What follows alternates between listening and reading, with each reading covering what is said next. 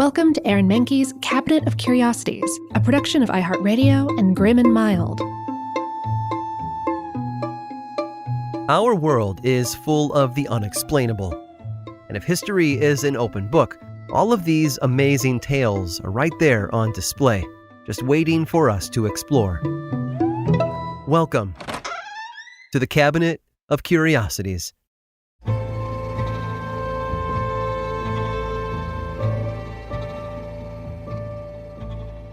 If there's one thing that TV sitcoms and films have taught us over the years, it's that get-rich-quick schemes never work. Whether it's one of Ralph Cramden's many failed attempts at a fast fortune, or the true story of Frank Abagnale Jr.'s millions in fraudulent checks, it's clear that the real path to success is hard work and persistence. Unless, of course, you're Fred Smith. Fred came from a successful family that knew the value of a hard day's work. His father had been the founder of both a popular restaurant chain in the 30s and the Smith Motor Coach Company a few years prior. The latter was eventually bought by another company in 1931 who most people have heard of, Greyhound. His son Fred was accepted to Yale in 1962, a time when computers were changing the landscape of engineering and business, and he took notice of that. However, Fred didn't have his eyes on space the way others did at the time. His aspirations were a little more grounded. He wrote a paper on how computers were allowing people to perform tasks and learn things at a faster rate. Because of that, they needed a faster version of a common service that they'd been using for decades. His professor didn't share his enthusiasm, though. He thought Fred's idea wasn't feasible given the monetary and technological constraints of the time. The professor gave him a C for his efforts, but Fred refused to give up. After he graduated Yale in 1966, Fred was drafted into the Marines and served for 3 years, where he performed 2 tours of duty in Vietnam as both a leader of a platoon and a forward air controller. He loved the feeling of zooming through the sky, something he'd done years earlier as a teenage pilot. He carried that passion for flying with him even after leaving the military in 1969. It was one of several important ingredients in getting his business literally off the ground. But Fred never forgot about the paper he'd written back in his Yale days, the one his professor called a pipe dream. Rather than listen to his teachers, he spun his optimistic idea into a full-fledged business plan. The idea was modeled on the bank clearinghouses of the time, where banks would come to exchange securities, payments, and other kinds of transactions safely and securely. But Fred didn't want to get into finance. He centered his business around more tangible assets. His first attempt in 1971 nearly failed. Using a $4 million inheritance bequeathed to him after his mother passed away and $91 million in venture capital, Fred opened for business. And he almost went broke, having burned through most of his funding in less than 2 years. He was left with $5,000 in the bank and a debt of $24,000 that he needed to pay back. Fred had to make a difficult choice. He could either cut his losses and close up shop, or he could throw a Hail Mary and try one more time to win the game. With the last of his company's funds in hand, he hopped a flight to Las Vegas. If he couldn't earn the money he needed, he would win it instead. Fred walked up to the blackjack table and sat down. No one knows exactly how long he was there, or how many hands he played. All they know is what happened afterward. Remember when I said that those get-rich-quick schemes never work? Well, Fred might be the only exception to the rule. He walked into the casino with $5,000 and walked out with $27,000, enough to pay back his debt and keep things afloat for just a little bit longer. And a little bit longer was just what the doctor ordered. After his miraculous win at the tables, Fred was able to secure another $11 million in funding. Business picked back up. Just 1 year later, he pulled in revenue of $75 million, before taking the company public in 1978.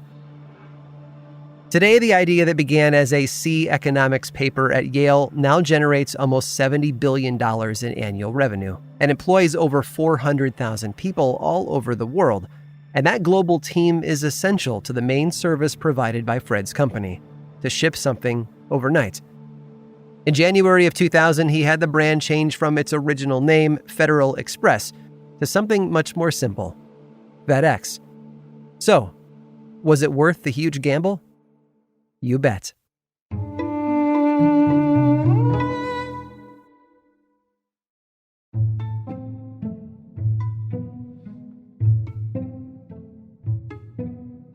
We sometimes upset our friends and family without even thinking about it. It might be something we say or something we do that offends them. If our faux pas is bad enough, there might not be enough apologies in the world to set things right. Of course, the worst we might do is end a relationship or estrange a loved one. We'd never start an actual war, would we? Libya and Tunisia haven't always seen eye to eye. The two countries have been in conflict for a very long time, even though they both share a border. At one point, they were ruled by Carthage. Then they were under the Ottoman Empire's control, before eventually regaining their independence in the mid-20th century. With independence, however, came an uneasy peace between them. For example, their tenuous relationship was shattered in 1980 when Libyan forces invaded the Tunisian city of Gafsa. They attacked the local police and the military station there. Libya's goal was to cause an uprising among the citizens of Tunisia who were displeased with the country's government. This day-long attack claimed the lives of dozens and was an expression of tension and anger that had been a long time coming, but it could have come a lot sooner, and if it had, it would have been the Americans' fault. 4 years earlier, you see, in 1976, an American crew came to Tunisia to build new homes in the desert. Along with tools and construction materials, the Americans had also brought a team of cameramen to document the whole thing. Libya noticed the work going on across the border and kept an eye on things, assuming the Tunisians were working on a new military project. They weren't quite sure what exactly was being built, so they waited to act until they knew for certain what they were dealing with. Weeks into construction, Libyan forces watched as a massive industrial vehicle rolled across the sand. Their worst fears had come true. Tunisia was getting ready to strike, and they had a state-of-the-art weapon at their disposal. Libyan leader Muammar Gaddafi issued a statement to Habib Bourguiba, the president of Tunisia. He demanded Bourguiba's forces stop what they were doing and move their tank-like vehicle away from the border. Failure to comply would be considered an act of war. Bourguiba didn't know what Gaddafi was talking about. He had no soldiers at the border, and his army certainly hadn't built any new kind of rolling weapon.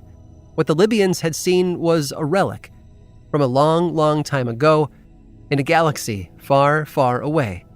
It was a sandcrawler, a 60-foot-tall armored mining vehicle the Jawas called home in the Star Wars movies. The Americans who had come to Tunisia were a film crew. The hut that they'd built had been part of the Lars homestead, a moisture farm on the desert planet of Tatooine, where we're first introduced to the character of Luke Skywalker. Had the movie been made today, the sandcrawler would have been generated by a computer, nothing more than a bunch of ones and zeros on the screen. Back in 1976, though, the actors playing the Jawas had to have something real to interact with, so Lucas's team built a full-sized prop. Well, at least part of it.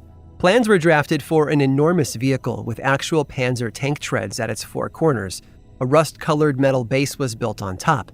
The partial prop measured 2 stories tall and 88 feet long. An artist then created a matte painting of the top 2/3 of the sandcrawler, which was placed over the footage during post-production, giving the illusion of a complete vehicle in the final film. The Libyans didn't realize the giant treads and reddish frame belonged to a movie prop. They really believed Tunisia was constructing a weapon of war against them. And at that size, who could have blamed them? George Lucas just wanted to finish his movie. He didn't want to be responsible for starting an international conflict, so he had the crew roll the sandcrawler to safer ground, far from Libya's prying eyes. I mean, he only had 2 options: do or do not. There was no try. I hope you've enjoyed today's guided tour of the Cabinet of Curiosities. Subscribe for free on Apple Podcasts or learn more about the show by visiting curiositiespodcast.com. This show was created by me, Aaron Mahnke, in partnership with How Stuff Works. I make another award-winning show called Lore, which is a podcast, book series, and television show, and you can learn all about it over at theworldoflore.com. And until next time, stay curious.